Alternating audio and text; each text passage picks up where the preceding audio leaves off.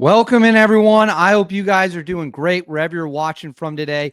We have a major breaking news. President Donald Trump has been briefed on the strike options for Venezuela. I'm filming this on November 13th. The briefing is apparently, which has only just become public, apparently happened at some point within the last 24 hours. We now know what the details might be of the strike package, or the fact that he was briefed with strike options for Venezuela. So I'm going to break down everything that's going on, as well as another boat strike has occurred. So we're going to discuss that too. They are continuing to ramp up the effort, ramp up the pressure, ramp up the military buildup. A lot of things are happening. We're going to break them all down. Before we do, as always, please make sure to like and subscribe. Totally free. Huge boost to the channel. Comment with your thoughts below. Let me know in the comments. What do you think is the best strike strategy? Should we hit Maduro directly, hit the airports, hit the airfields, hit the ports? Let me know in the comments below. Hit that bell. All notifications turned on. You won't miss a thing. And then right here, Instagram, David_Hookstead, X, D Hookstead. That's where you can find me on social media. My DMs are wide open. Reach out with any tips you have. Now, let's get into it. We have watched for weeks more and more military assets flood into the Caribbean, flood into the Southcom area of responsibility, with all eyes on one thing and one thing only: a military strike on Venezuela. The belief was they were going to wait for the carrier strike group, the Gerald R. Ford strike group, to show up, and that's when they would make the decision of how they were going to strike, because it brings 75 planes with it. It brings the ability to project power deep, deep, deep into the region. It allows you to run around-the-clock flight operations. It allows you to reach out and touch the bad guys wherever they might be. And now the carrier is there. With the carrier there, the situation gets a bit more serious. We're now on the 1 yard line. Now, all the pieces that you would need to conduct a direct strike on Venezuela are in place. And according to a new report, which I'm going to throw on the screen for you here, according to a new report from CBS News, it says top officials present Trump with military options for Venezuela in the coming days. It says senior military officials on Wednesday presented Trump with an updated option for potential operations in Venezuela, including strikes on land, according to multiple sources familiar with the meeting at the White House. So now they are talking about, we're not just going to be blowing up the boats. Now we're going to hit them on land. Now it is going to be shock and awe against the Maduro regime, who he has allowed Russia and China. And that's really what this is about in large part. Yes, it is about the criminals. It is about the drugs, but it's really about Russia and China having that foothold in our hemisphere, which the Monroe Doctrine explicitly prohibits, cannot allow it, cannot tolerate it. And Maduro made his bed. Now he has to sleep in it. And he is, so far, as of November 13th, when I'm making this video, has not stepped down from power. And now the strike options were on the president's desk. It says Secretary of War Pete Hegseth, Chairman of the Joint Chiefs of Staff Dan Kane, and other senior officials briefed the president on military options for the coming days, the sources said. No final decision has been made. However, two of the sources told CBS News. A White House spokesperson did not immediately comment. A Pentagon spokesperson declined to comment. The U.S. intelligence community assisted in providing information for potential operations, the sources said. Director of National Intelligence Tulsi Gabbard did not attend White House discussions because she was returning from an overseas trip. Secretary of State Marco Rubio was in Canada at a G7 summit of foreign ministers.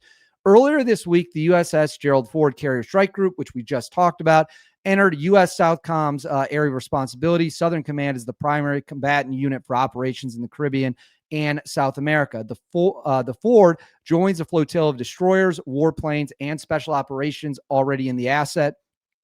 So what they have done now, pull this off the screen real quick, get the next one teed up.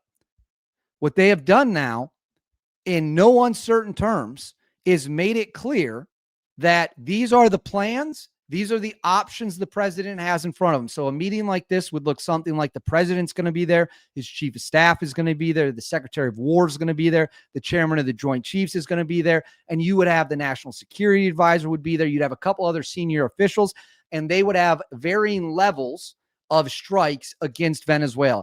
And those levels would be presented to Trump. how much force he wants to use, his target options, risk and reward for each and every target option. For example, if you blow up an airport, here's what we can accomplish. Here's the risks. If you blow up a port, here's what we can accomplish. Here's the risks. If you drop a bomb on Maduro's head, this is what you could accomplish. These are the risks. So it is a very straightforward, black and white, stick to what we know, stick to what we think will happen, the cost benefit analysis. President Trump then would choose from that menu of options, if you will, issue the go-ahead order, and then the military would carry out that order against whatever target list he selected. Now, we know there are a couple options that have already been floated. Let's run through those options quick. An air campaign, cruise missiles, bombers, fighter jets that would mop up military installations, oil targets, ports, airfields, Maduro, wherever he might be. It would be a heavy air campaign, if you will. That's what's believed to be the option President Trump is going to go with. Option 2, you send in Delta Force SEAL Team 6 to hunt down Maduro and either capture or kill him. That obviously is very risky because now you're putting boots on the ground. They'd be assaulting bunkers. They could try to catch him on the move, but that's risky in and of itself. So you'd have to control the airspace and then insert the strike package. Option 3, you can parachute guys in, or you can land by boat, take the ports, take the airfields, take the oil facilities, and hold them and starve Maduro out and essentially blockade the country and force him to leave. Those are the 3 options that are believed to be being considered. Now, while this is going on, just today, I'm going to put this on the screen. Just today, this comes from SA Defensa. Coast of Venezuela, the U.S. Navy Arleigh Burke-class destroyer, the USS Stockdale, is currently off the coast of Venezuela. The USS Gettysburg, which is not shown here, was also off the coast of Venezuela. So what you see here, they came within miles of the coast. I made a video about this earlier on November 13th, that these warships had come right up to Venezuela. 2 warships, total of like 210 cruise missiles, I believe, or missile armaments total, roughly, based on open source information. Obviously, that could change. We might not know it, but that's what has been put out there. So we rushed these warships right to the coast of Venezuela. It's believed we could have another bomber run here in the coming days, a simulated bombing strike, although CBS News reports a strike could be happening in the coming days, so maybe it wouldn't be simulated. Maybe at that point the bombs actually fall, but we have these naval ships loaded with missiles sitting now miles off the coast of Venezuela, ready to launch those missiles at a moment's notice. That the missiles are in position. Let's just call it what it is. The missiles are in position to strike if President Donald Trump gives the go-ahead order, and it looks like he likely will. Now, that leads me to this. So, Pete Hegseth, we have carried out another boat strike.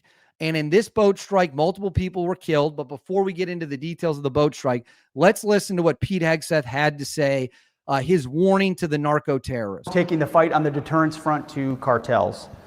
My advice to foreign terrorist organizations, do not get in a boat.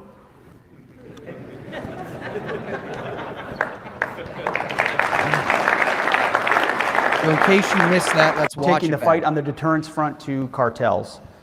My advice to foreign terrorist organizations, do not get in a boat.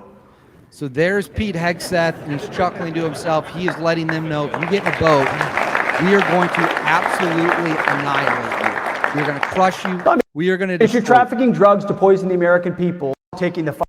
So on that note, this also comes from CBS News. It says, U.S. conducts 20th strike on alleged drug boat killing 4 people in the Caribbean. The U.S. military conducted another strike on an alleged drug trafficking boat on Tuesday. A Pentagon official confirmed to CBS News the attack targeted a vessel in the Caribbean Sea and killed 4 people on board. Since September, U.S. forces have destroyed at least 21 vessels and 20 strikes in international waters, killing at least 80 people. The Trump administration says operations, the details of which remain sparse, are part of an anti-drug offensive. The Pentagon has not revealed more information about the most recent strike. Previously, Defense Secretary Pete Hegseth, or Secretary of War as we like to call him, has said the attacks have targeted narco-terrorists on known drug trafficking routes, although U.S. officials have not provided specific evidence. Guys, watch the videos. You can see the drugs get vaporized. We know they're in there. So that is it. It says the strikes come amid an increasing U.S. military buildup in the region. This week, the U.S. Department of Defense confirmed the nuclear-powered aircraft carrier USS Gerald Ford and other warships had entered the Southern Command areas of responsibility, which includes the Caribbean. The USS Ford is the largest aircraft carrier in the world and the U.S. Navy's most advanced. So we got to scroll up. We got some dumb CBS ad popping up on the screen, but I'll pull this off the screen. So we just conducted the 20th strike, 21 boats total, 4 dead narco terrorists. 4 dead narco terrorists have been killed, or 4 narco terrorists are now dead after being killed, right? And this comes after it has now been reported the strike options for Venezuela have been presented to Donald Trump. So now it is, I don't want to say a waiting game. The assets you would need are already there. The bombers you would need can fly down there at the drop of a hat. They can go on short notice. That's the beauty of the United States military is we plan. When I say we, I was never in the military. I'm using it as we, the United States of America. So for all the haters out there who are going to clip this and accuse me of stolen valor, whatever it means, when I say we always train, I mean the United States of America, military, intelligence assets, the government, they always, we, because we're a united people, we always have plans sitting on shelves. We've always got training going on. We are always thinking and preparing on how to confront the enemy. So that is where we are at as of November 13th. President Donald Trump now has a decision to make. Which one of these strike options is he going to pick? Or is dictator Nicolas Maduro ultimately going to decide, you know what? I don't really want to die. So I'm going to pack my bags. I'm going to go to Moscow. I'm going to go to Beijing. Maybe probably could get safe refuge in Colombia, although we would want him out of the hemisphere entirely because we wouldn't want him influencing anything whatsoever. So that's where we're at. It is a dicey situation. It is a serious situation, and it is a situation that is rapidly evolving, and I will continue to bring you guys the news. But I want to know what you guys think. Let me know in the comments below. What strike option do you think is the best one?